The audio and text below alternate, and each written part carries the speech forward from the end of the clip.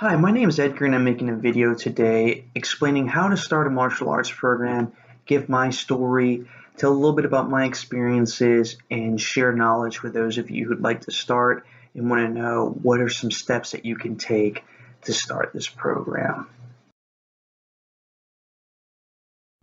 So my basic story of martial arts, I started martial arts in January of 2015, where I was taking American Taekwondo classes at a local school in my area.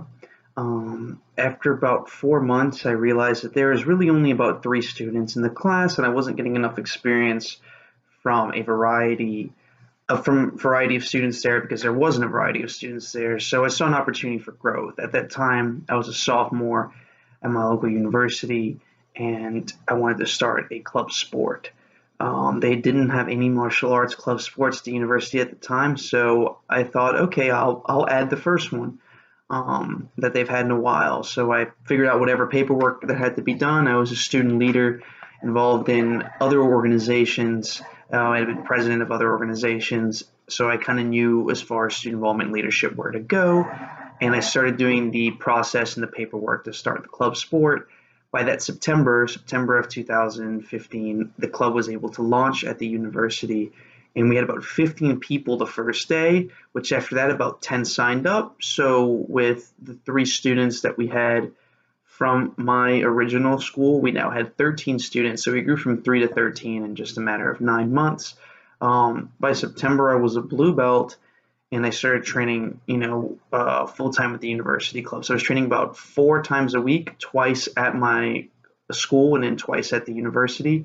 And then starting in January of 2016, we no longer trained at our local school and completely trained at the university. So about November of 2016, me and my instructor had a falling out. We already had some issues from the previous year, but we had like the final falling out. November 2016, our enrollment was incredibly low. Once again, we had dropped down to about 3 to 4 students, and our club basically died out. We weren't really doing anything with it, so all our students basically left.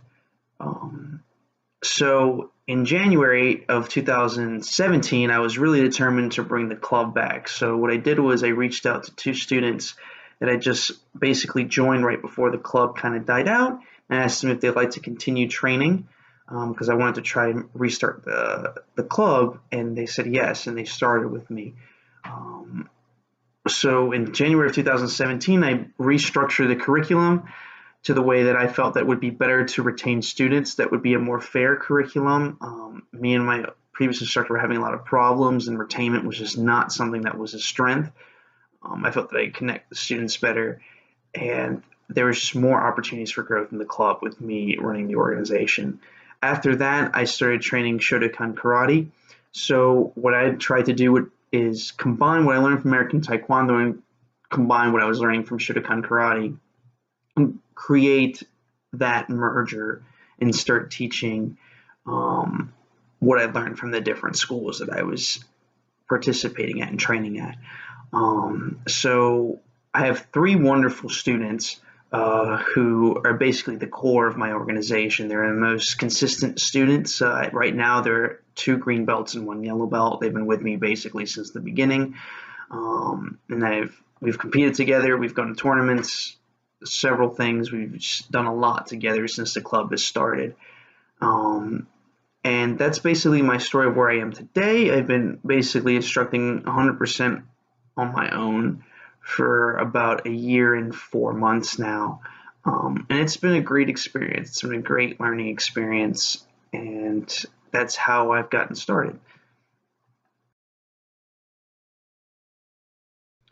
All right, so how to get started. So the way I got started was at the university.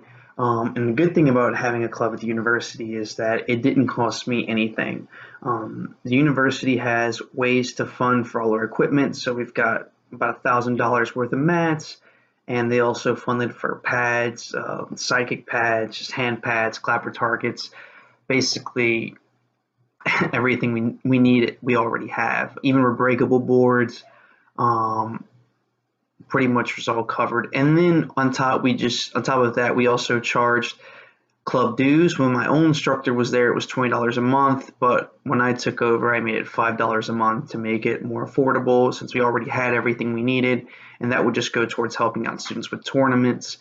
Students would buy their own uniforms and things like that, but it's 100% nonprofit, so nobody makes any money.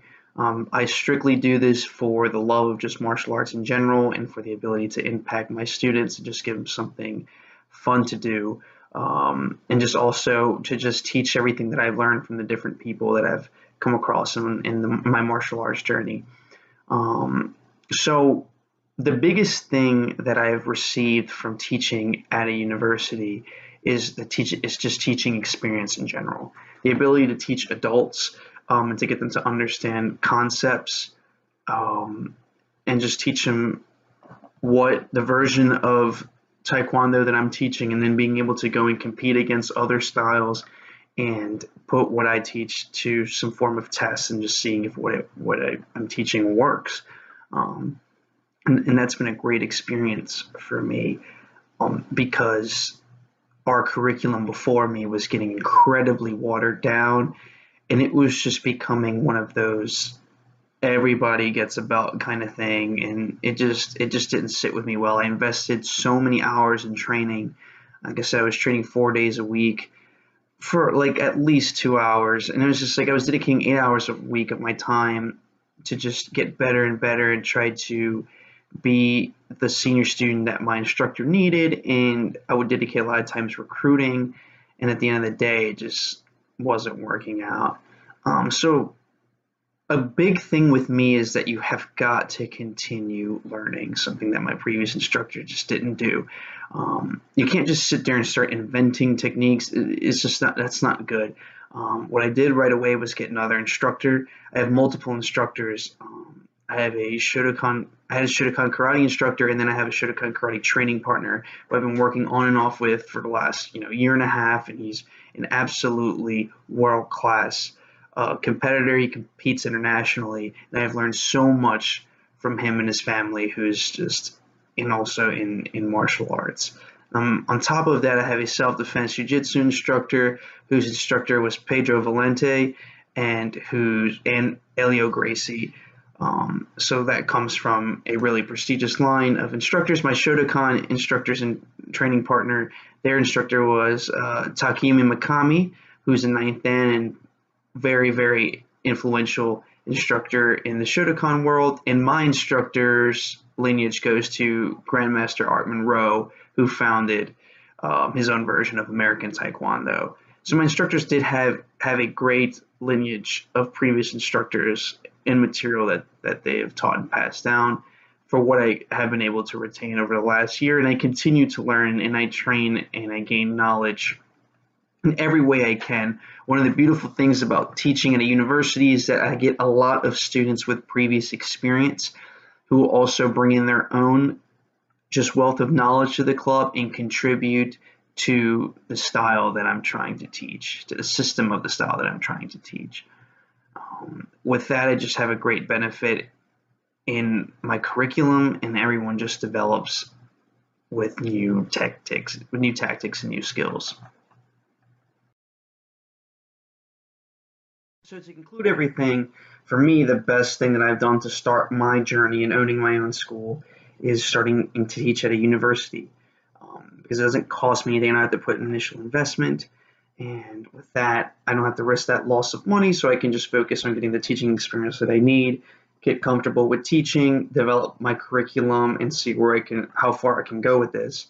And then after that, after maybe another year or two of experience, I can go and launch that risk of starting a school and seeing where I go from it. I've been fortunate to have so many martial artists in my life that I can learn so many things from, and I continue to learn things from. So I do hope that in 2 years that my dream of having my own martial arts school will happen. But this has been a great opportunity for me to get that experience, and I hope that other people looking to gain that experience can use that method to try and start their martial arts career as an instructor. So thank you for watching. If you have any questions, please leave it in the comment section, and please give me a thumbs up and a subscription. Have a great day.